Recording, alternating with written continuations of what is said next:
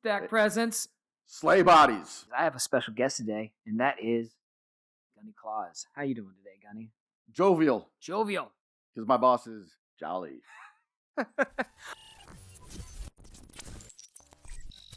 It's also, what is today? I am, and you are, and every Marine is 250 years old today. Hell yeah, we are. 250. Man, and we are in Philadelphia, the birthplace of our branch. Yep. Walking over here, walk past the historical marker for the birthplace of the Marine Corps, and it is swamped with Marines taking pictures, and the camaraderie was just amazing to see.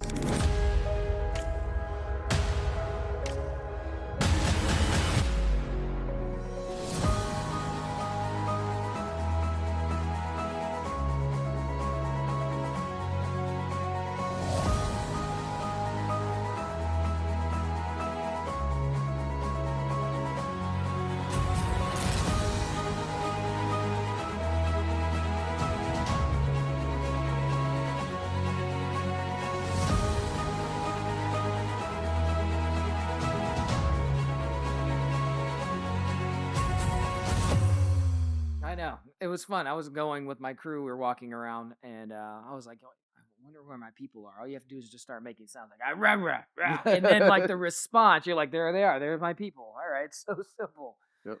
Philly is a different place, but I'm so happy to see, like, Marines everywhere. Yeah. Yeah, we're just crawling all over the place. So what brought you out here? Is there anyone specific, or just because you wanted to be in the birthplace? So I came out last year for the groundbreaking of Tun Tavern. Mm-hmm. There's an organization that's trying to recreate and reopen a establishment here in Philly for the Marine Corps, for Marines and veterans. And so they broke ground last year, and they're raising money to reopen this bar, club, convention hall. And so they're having a block party once again this year.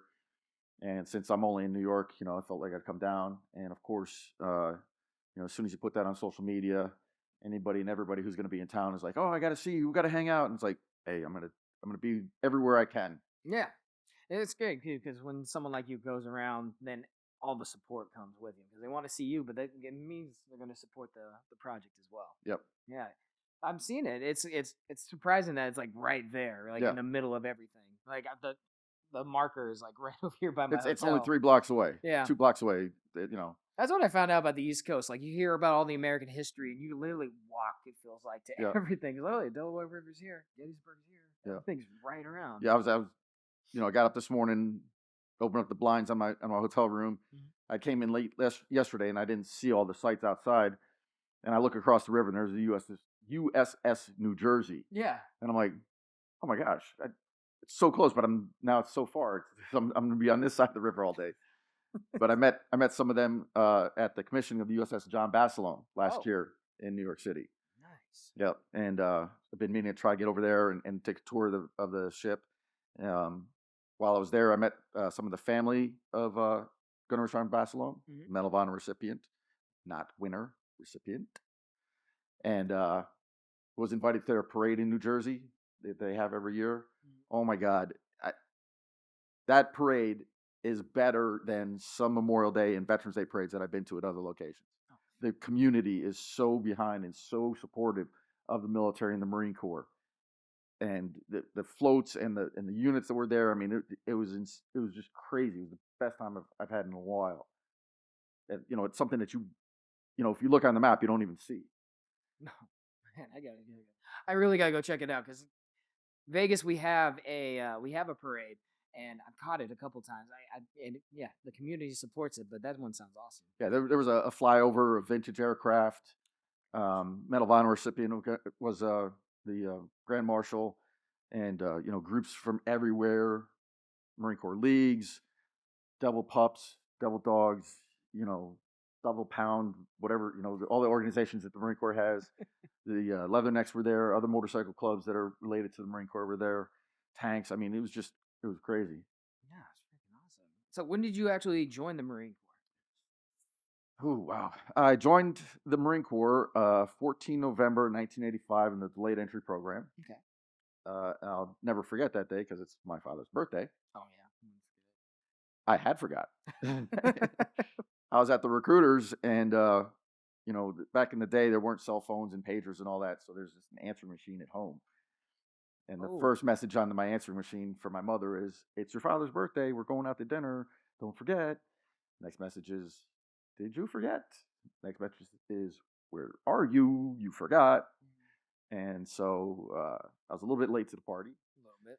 and no present. So my father looked at me a little bit funny when I came in. And I said, "Well, I actually do have a present. I joined the Marine Corps." And that was not the present he was anticipating. Mhm. My grandmother, she was ecstatic. She's the one who really supported my efforts in my career in the Marine Corps the most. She actually survived the Japanese occupation of the Philippines during World War II. Her family's Swedish, and so they were neutral, and they were able to not be too inconvenienced by the invasion. But other people that were there that weren't Swedish or didn't have the foresight to go into Manila as opposed to stay where they were outside of the main city, we never heard from again. Yeah, it's one of those things. Kind of difficult. I know for my wife's family, it was during when that Camaraderie was Oh, kind of Pol going. Pot. Yeah, because they're Laotian and there was a lot of stuff going on. So my mother-in-law, pregnant with my wife, um, escaping to America. Like, yeah, it's hard to tell. Like, you want to stay home, and sometimes you just can't. Like, Yeah. it's one of those choices that we all have to make. Because like, either you stay because you love your home, or do you want to fight for your family and all that? It's difficult. It's a difficult choice. And one of the families that was with my grandmother, my mother there was Baum, Mm. the writer of The Wizard of Oz. Yeah, So my brother has first edition books of The Wizard of Oz signed by the author. those are probably locked up. I would lock them up. Oh, right. So we have to talk about it. You got the whole outfit. We were just talking about like you have a hole there. You can get them used. You said right the actual. So I was never in the Marine Band. No. The house belongs to the Drum and Bugle Corps of the Commandant Marine Corps, and I have to thank all the members of the Drum and Bugle Corps who allow me to wear this to do what I'm doing. Yes. Because without their support, I wouldn't be able to do this. Mhm. And I know there are some out there that don't like it because I'm not within regulations. I have the beard and campaign cover, and I joke that I play depending on the era I talk to, I either say it's a M60 or M240 Golf, or the Marines that I'm seeing here that are a little bit older, the bar. And so, no musical instruments whatsoever. And I started it because the local reserve unit was moved from my hometown from New York into Connecticut, and they needed Marines in uniform. And the gunny's like, "Hey, obviously you can fit into your blues.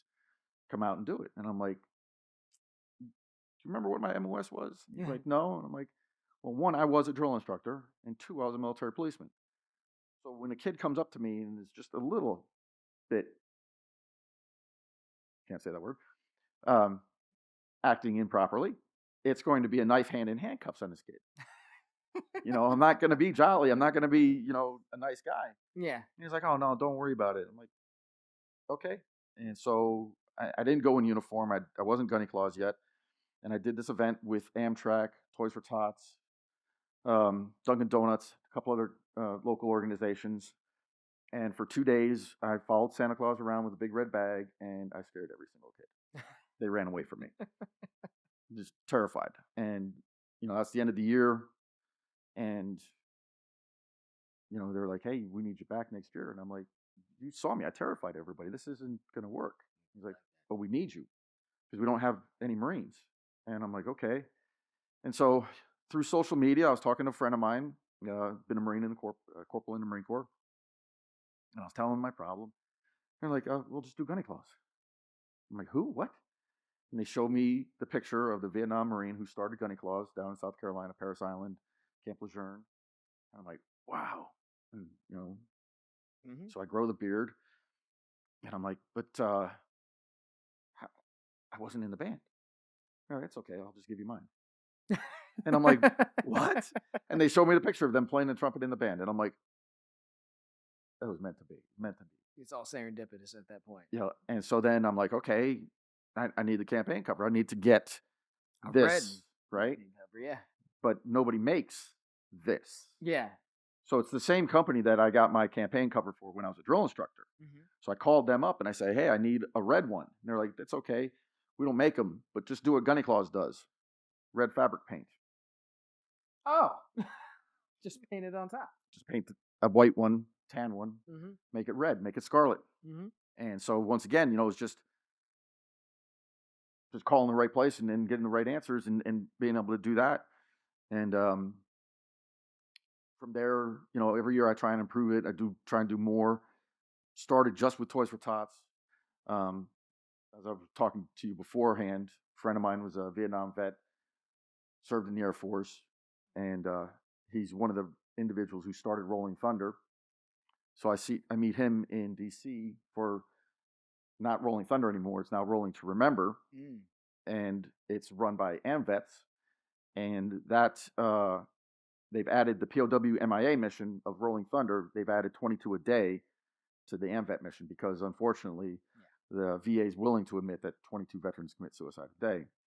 So that's part of the mission. And so I was there, and it was right after everything happened, and there was only about 2,000 of us, whereas the previous one there was over 1 million. So it's a big change. Wasn't a good handover. A lot of things were happening, and so I went to my buddy, and he introduced me to some of the staff there that run it. And I was like, look, I want to promote this and help you guys. Would you accept me to come as Gunny Claus? So that when I'm in DC and I'm riding and I'm doing things, people see me. And of course, big, tall beard guy wearing red gets a little bit of attention. And because I don't want to step on anybody's toes. I don't want to think that I'm trying to take something over, do something else. I just want to support this mission. And they're like, okay. So I did. And so I've done the rides now. I now have it looks like a baseball hat, motorcycle helmet that's red. I have a red jacket, leather jacket, red vest, Marine Corps emblem, top rocker, Gunny, bottom rocker, Claus. Ride my motorcycle in the event, and then do the Memorial Day parade after the ride. And so, try and help that mission out. Ronald McDonald House, Habitat for Humanity, other charities, Gary Sinise Foundation. So Lieutenant Dan, Forrest Gump. That's it. Yeah, that's why I've heard of it. Has a band, Lieutenant Dan Band, goes around, plays concerts, raise money to retrofit or renovate or even build a new home for a veteran or first responder who's been disabled and needs a handicap accessible facilities.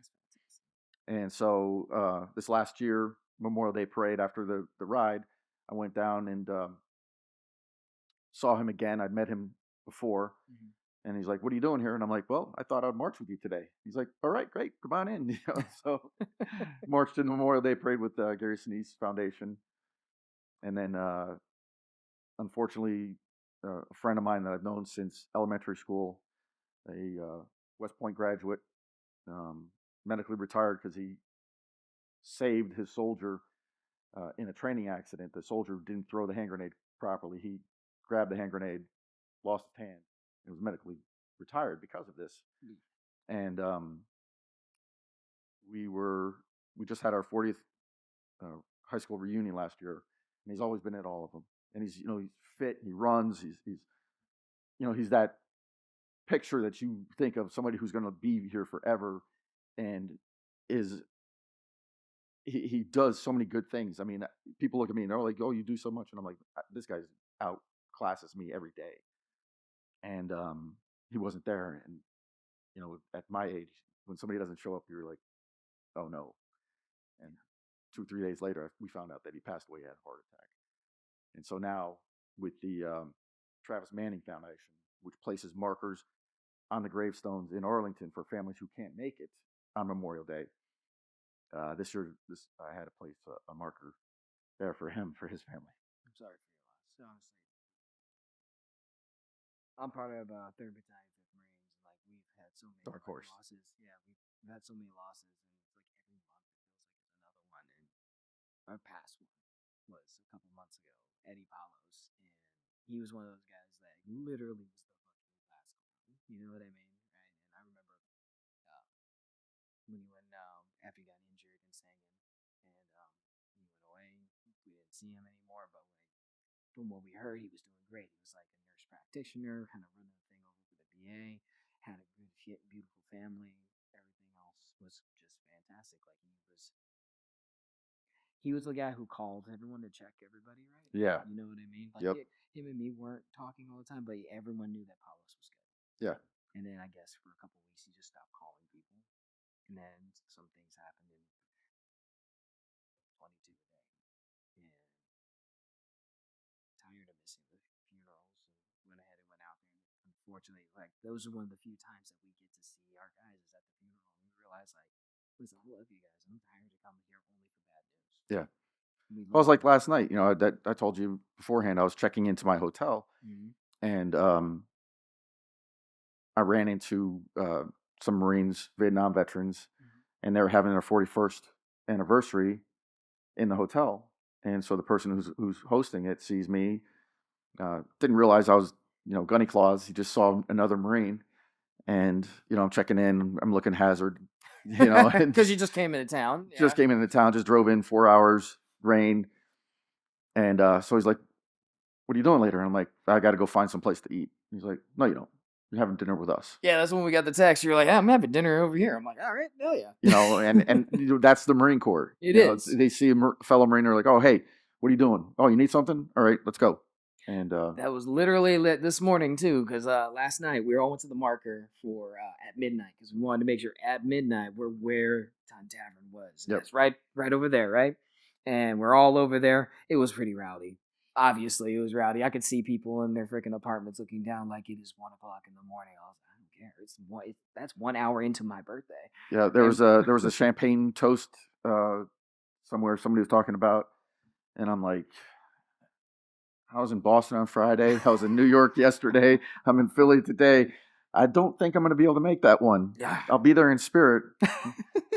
And I'm like, and what really sealed it was not going was I wanted to be here and be somewhat coherent. Yeah. That makes sense. That makes sense. One of the guys there, he came here by himself. No one else, no family, no one, no people from the Marine Corps. That he just wanted to be at Tun Tavern for his birthday. I saw him this morning. We left at almost 2 o'clock in the morning. I'm there like 7 in the morning, and I see him. Still there. I saw him walking in, like he's like using the head gun to get some coffee. I'm like, Sexton, we met last night. Sit down. We're having coffee. So that is the Marine Corps. Yep. Like, we love one another. We're all family, and I think that's why this is such an awesome engagement. The 250. A little dysfunctional at times, but it is family. A dysfunctional family that shows up. Yep. It's like I was walking over to the marker, and people can see me from a distance, and bright red. So, a couple of people take out their phones to take a picture. Yeah. And I do the Marine salute, and they're all like, "Yes, that's my Gunny." It was like awesome. It's like we were saying. There's another, word that apparently we can't say, these days because it might ruffle some feathers. That's all right. It's French. Like, I said it, yesterday at the dinner, at least a couple dozen times, and all those Marines there knew exactly what I was saying when I used it, the appropriate term and how it was being used as. So, hey, we all don't walk that fast. It's all good. So we're good. It's all great. You know who you're around when you got to speak the way you want to speak. And I'm going to go to IW and get that little I consent badge so you guys can say whatever you guys want around me all the time. I usually give people that consent all the way anyway because I hate it when someone's like, "Oh, I didn't know if it would be okay to say that." It's like, please say that. So please say whatever's on your mind because I want to know what's there because I'm probably going to have a zero filter in mind. So, so it's great. There's a box? I didn't know there was a box. There is a box somewhere. Somebody has a box that I've never seen. But... Awesome. Why do you think it's really important for Marines to continue gathering like these things here? In your personal opinion. So, of course, one of the reasons is a buddy check. Mm-hmm. You can see me, on social media, and people are like, "Oh my God, you're so busy. You do so much good stuff. You do that and the other thing." And I go, "Yeah, but 90% of my time is sitting at home on my computer, trying to figure out how to get to this location or that location. What can I do? How can I help?" And and then I'm here in Philadelphia, and there's now going to be 100 pictures, and everybody's going to see the 100 pictures, and they're not going to know that this weekend I've driven over 1,000 miles, and you're out from Vegas. I was talking to some reenactors last night at the hotel, and one came down from Minnesota on his own dime. Nobody's paying him, but he wants to be here for the birthday. He's in a period Marine Corps uniform. There's a whole bunch of them, and they're here because they want to be here. They're Marines, and nobody's paying them. And it just shows the pride and our esprit de corps to do that for each other. And like I said before, you had somebody in your unit. I've had my friend, and it keeps that at bay. I do the Irreverent Warriors. I do the Silky Hikes. Love them. And they're cold every single time we're in December. Well, it depends on where you do them. But when I do that, of course, I can't wear this uniform. No. So I've got, I was doing something online. What was I looking for? I can't remember. And I found a scarlet plate carrier. I was about to say, that has to be red or something. You got the Silkies, but I was wondering. So I had the scarlet plate carrier. Bravo Zulu, is it the ones that do the Silkies? The Army calls them Ranger panties. Yeah, I know. So the guy's an Army guy, so they're Ranger panties, and he designed a pair that looked like wrapping paper, Christmas wrapping paper, and they have a big silver bow. And Zero Foxtrot? Zero Foxtrot. That's it, yeah. Zero Foxtrot. If you know, you know. Yep. And so I wear those as my Silkies, and then I've got a pair of socks that I wear, and they got little bells on them. So when you hear me coming, you hear me jingling along. And there's however many people are in the hike, they'll be like, "Oh, here comes Gunny Claus." And so I do that. That's great. Got to meet Danny O'Malley from Vet TV. Yeah, great guy, full of energy all the time. Every time I see him. Yeah, and it was funny. We were doing the after party, and he's a commissioned officer. So I'm like, "How are you doing, sir? Evening, sir." He has enlisted energy, but he is definitely an officer. And so he's like, he goes, "Gunny, first name's this." All right, I tell him my first name. Okay. He uses it once, does something, comes back. "Hey, Gunny, yes, sir." He's like, "Hey, Gunny, I told you to use my first name." I said, "And you said Gunny."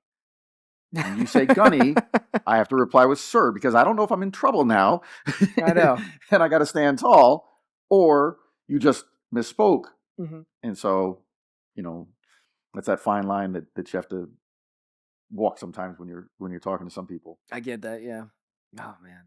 And is Gunny Claus attached to any organization by himself, or is it just like they love having you involved? Like you said, Irrelevant Warriors, you have Toys for Tots and all that. Is there anything that it's kind of like this is what it's locked into?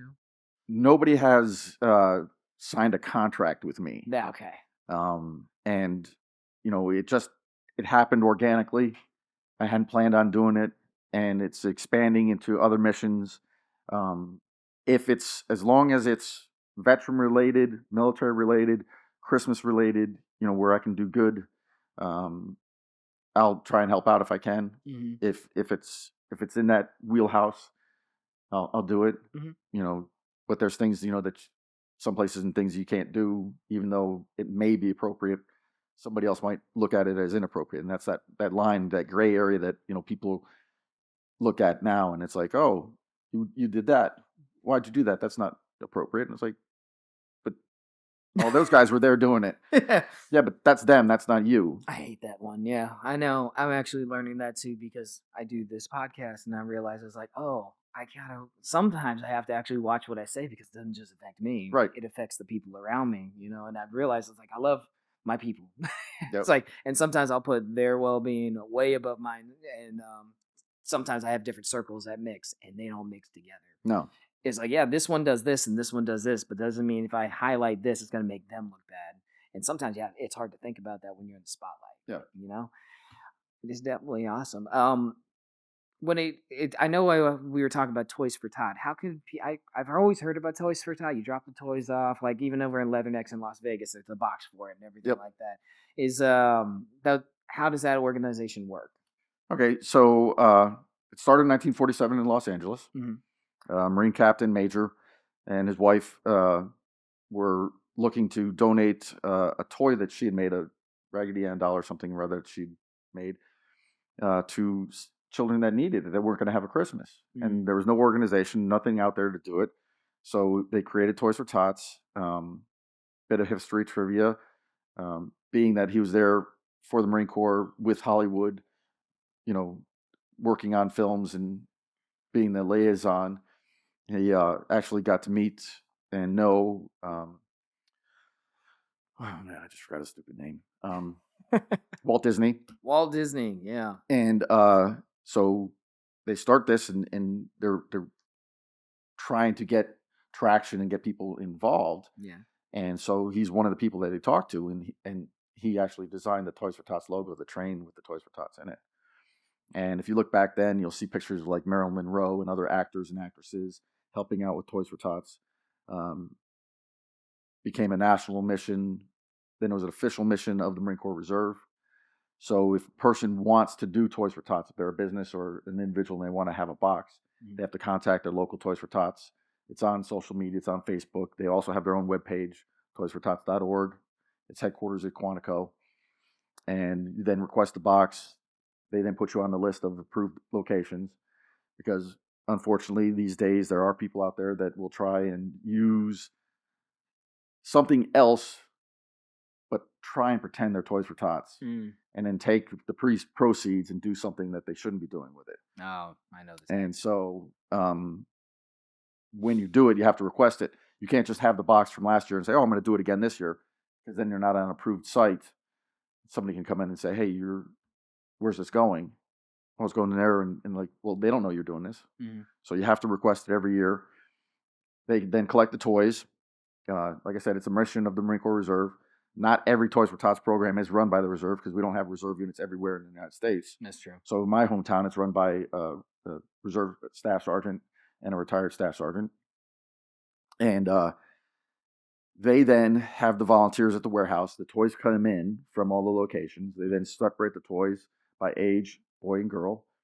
And then they get a list from an organization that is going to give these toys out to families in need.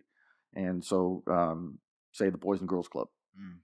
And they'll come in and basically have a shopping list. And we go out and we pick out all the toys, throw them all together and give them to them. And then they hold an event where they give the toys to the children that need it. That's awesome. Yeah. So that's what I didn't know it was in Quantico. That's actually wild. Yep. It's the headquarters right there. Yep. It's if you ever look at charities, they get rated just like a restaurant. Yeah. And Toys for Tots is rated, depending on the year, 97, 98% of every dollar goes to the toys, because it's run by the reserves. The general who's in charge of it is a retired Marine general, reservist. So I think they have like one or two people that are actually paid to be there year round, but everything else is run by the reserves. And that's so, awesome. When you see other charities and it's like, you don't know where the money goes, Toys for Tots, it's going to the toys. It's going to the kids. It's going to the kids. Yeah. That's freaking fantastic. That is a very Marine Corps on brand thing. Yeah. Let's take care of the kids. And it has expanded.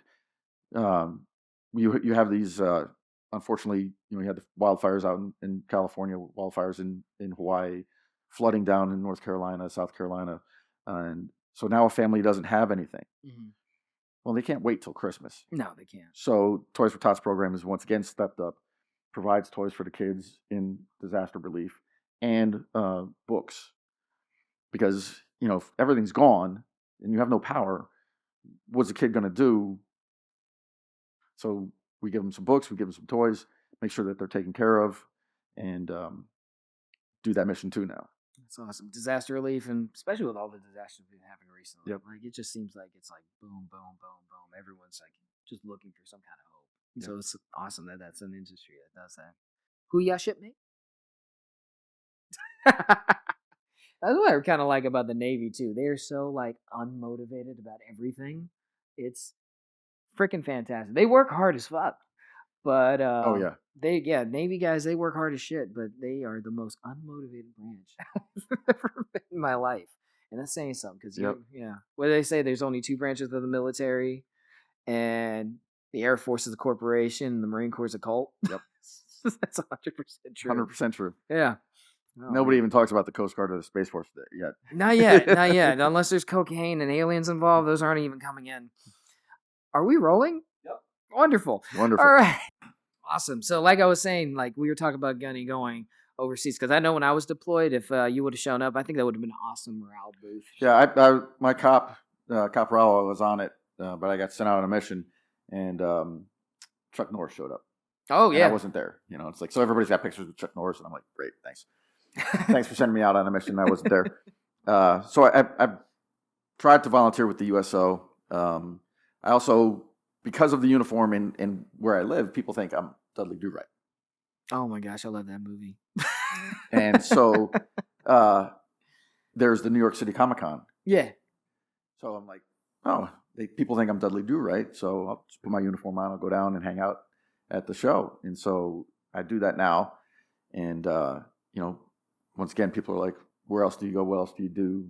And so I have this uniform that I wear. I have my tactical one with my scarlet plate carrier, my boonie cover, and like some other people, Henry Cavill, if you're listening, I want to be in your movie.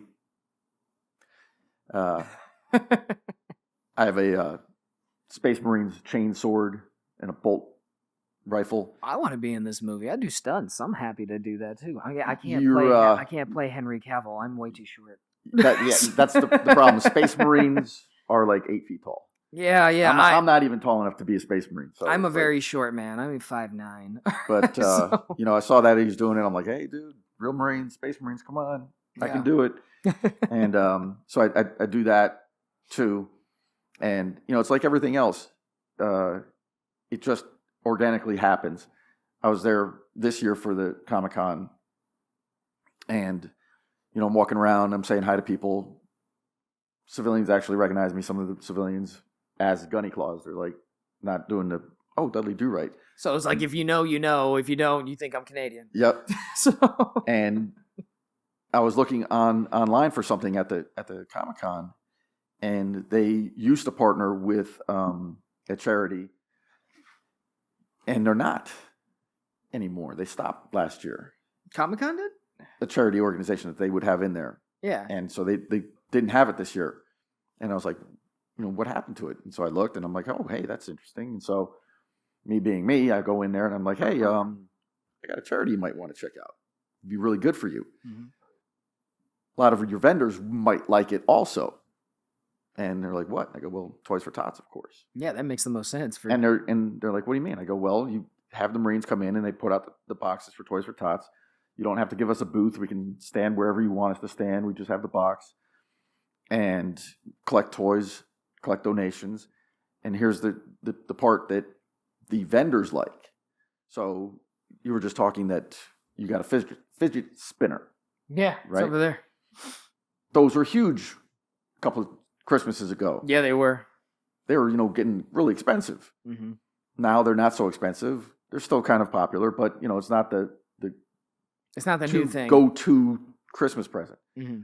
Well, all these vendors there are trying to get that Christmas present, that special thing for the Comic-Con that year. And sometimes they make it, sometimes they don't. Mm. Well, now you've got 50,000 fidget spinners that you can't get rid of, right? Because nobody wants to buy them, and you've discounted them to the point of where, you know, you're not going to make any money off of this. Well, here I am standing here supporting Toys for Tots. I've got the representative here, the Master Guns from Brooklyn. We've got the boxes. We give you the IS form. You sign over those 50,000 fidget spinners to us. You then get the tax write-off for that. Mm-hmm. We've got 50,000 stocking stuffers for kids. Mm-hmm. Everybody's a win. Yeah. And the person I talked to liked the idea. Unfortunately, somebody above him didn't like the idea so much. So that's how it goes sometimes. Well, I'm not going to give up because I know vendors, mm-hmm. And I'm going to contact my buddies that are vendors and go, this guy's name. Shoot him an email. Say, hey, I heard you were going to partner with such and such. How can we help? Yeah. You know, instead of me just be doing it, some of the vendors start doing it. Other people do it. Then you know the public opinion is they should do it. public opinion weighs a lot more than the guy on the top sometimes. So I get it. Yeah, that's awesome. And like I said, there's so many different ways. I like how Gunny Claus gets involved with like as much stuff as possible because it does bring a morale boost and it brings optics to everything that goes through. So we were talking about the Grunt Style Foundation, like how they're really trying to find different modalities of how to heal people instead of using medication and all the things that the VA is doing. Now they're not saying like they push these things out, but they do the research to figure out what works and all that. And not everything is just like alternative medicine and all that. Like one they're offering in the States now is ayahuasca. Ayahuasca. Yeah. They're offering that. You don't have to go down to South America for it. They're doing it somewhere in like Colorado or Oregon or Washington or something. Yeah, they have a couple of those, but even doing things like goat yoga and things like that, or anything that it's as long as it's something that helps us connect, because no two people heal the same, right? We'll go through different type of traumas, we go through different things. I've actually talked to them because I have my in Vegas I have this thing called Smoking and Joking where I teach veterans and some interesting other people who to come in to teach their stories that are hard. Because we're storytellers. Marines are storytellers above anything else. Like I could sit there and listen to a story for 30 minutes knowing the punchline is going to be fantastic. Yep. But turning that into a 3-minute, 5-minute bit on stand-up comedy is awesome because it gives someone a tool to go up in front of your brothers, like at a random bar or something. Like if we have a bar down here that has a stage, you can guarantee you have at least 5 Marines that have the funniest story that is not good for TV whatsoever. They're on the naughty list. Definitely on the naughty list. But it's something that people can use, and it's a type of therapy. You know, it's a therapy because what you're doing is releasing something heavy to bring out. And I think that's something that, is great if we can bring that overseas and doing things that way. And Gunny Claus is one of the ways that it's a good way to do that because you get to take industries out there. Like, I don't even think they do hikes overseas. They do. They do hikes overseas. There's one in England, one in Italy, and one in Netherlands. I think the Netherlands one would be the fun one. The London one would be a little bit cold for me, but Netherlands is cold. The unfortunate thing is our mentality as American veterans does not translate well into Europe. So when our short shorts are up there, they're wondering why we're going swimming? Not just the short shorts, it's sometimes the vocabulary too. Definitely the vocabulary, the loud 80s rock music, and all the random alcohol that appears out of nowhere. Yeah. And the well, some places don't have the problem with the alcohol, but it's more of what we say and how we say things. I'll give you that one. Yeah, that was different. We actually had, I had a corporal when I was in Sangin who was from, I think, Liverpool. He tried to be a Royal Marine, and I don't know what happened. It didn't work out. That's a tough one. So, my cousin tried that, and he didn't make it. He didn't make it, yeah. So he moved to D.C. and then joined our Marine Corps. And then he went to us to Sang, and I was listening to him talk. Just the way the cursing is. Curses just as much as us. But you don't know he's cursing because it's different words. It's like, completely different. You're just like, I don't know how to feel. What are you talking about? Boot, bonnet, the torch, what? Spanner, huh? It was awesome. That's a cigarette? No, I didn't know that. Oh, the name for cigarettes. And everything's mate.